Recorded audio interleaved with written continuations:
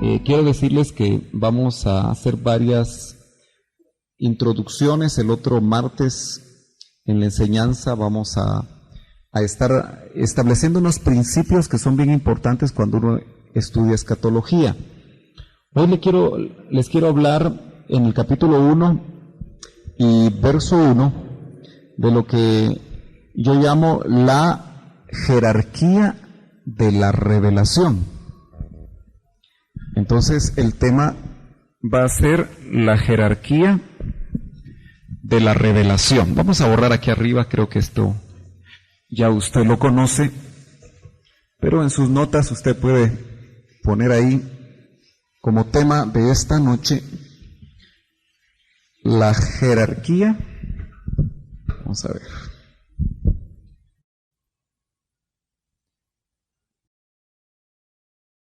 De la revelación. No sé si hay marcadores que pinten un poco mejor, Robert. Estos ya son los últimos. Parece que ya nos están dejando. ¿Cómo andar el negro? Está mejor. Apocalipsis entonces, capítulo 1. Y por lo menos vamos a leer hasta el 3 ahorita, del 1 al 3. Muy bien. Dice la palabra del Señor de la siguiente manera. La revelación, eso ya en una versión Las Américas, la revelación de Jesucristo que Dios le dio. Cada vez que hablamos de Dios, les he dicho, en el Nuevo Testamento siempre se refiere al Padre. Es bien importante. En griego es Theos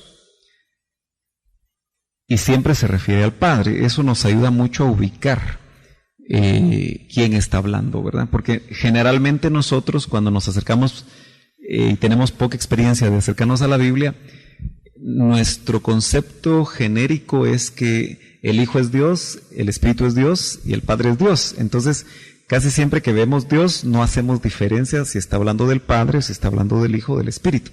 Pero en el Nuevo Testamento los autores de los libros del Nuevo Testamento sí hacen diferencias. ¿Ok? Entonces noten aquí que dice, la revelación de Jesucristo. Jesucristo es el Hijo. Que Dios, podríamos poner entre paréntesis, su Padre le dio para mostrar a sus siervos las cosas que deben suceder pronto. Y la dio a conocer enviándola por medio de su ángel a su siervo Juan. Una de las maneras de poder abordar, voy a tratar de plantear algunas cosas acá, un versículo cualquiera de la Escritura, es que usted trate de ubicar los personajes que aparecen ahí.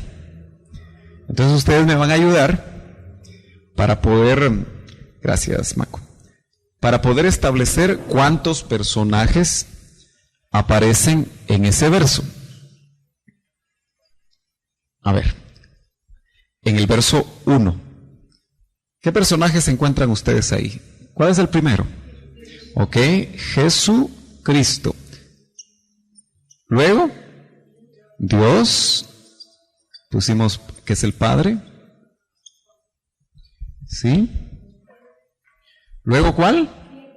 Siervos. ¿Sí? ¿Qué más? Ángel. Pero dice un ángel especial. Su ángel. Según el contexto, ¿ángel de quién? ¿Ah? ¿De Dios dicen acá? Aquí es muy importante la gramática, ¿verdad? Es muy importante. ¿Ángel de Dios dice acá? Ajá. Vamos a dejar ángel ahorita. Es un poco difícil porque hay que tratar de ver de quién está hablando desde el principio, ¿verdad? Pero hay un ángel ahí. ¿Ok? ¿Qué más? ¿Hay algo más? Juan. No hay un personaje más, ¿verdad? Bueno, entonces ustedes se dan cuenta, en ese versículo aparecen 5 personajes interactuando. Yo le llamo jerarquía de la revelación porque dice la revelación de Jesucristo que su Padre le dio. Entonces, ¿de dónde? ¿Cuál es la fuente principal de la revelación? Es el Padre. Dice la revelación que le dio al Hijo. La revelación de Jesucristo. Una cosa muy importante es que cuando habla de revelación, aquí la palabra en griego es apokalupsis. O sea, traducido el libro, las antiguas versiones, si alguien tuviera una antigua versión, dice el libro de revelación. No sé si ustedes han visto alguna antigua versión. No dice el libro de Apocalipsis, sino que dice el libro de la revelación. ¿Por qué? Porque en griego es apocalipsis.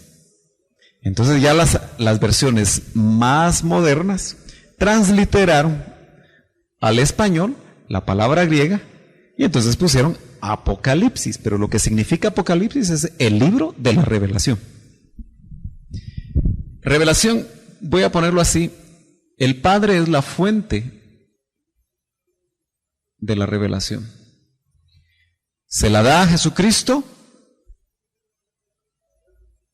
Y noten ustedes, quiero decirles que vamos a hacer varias introducciones el otro martes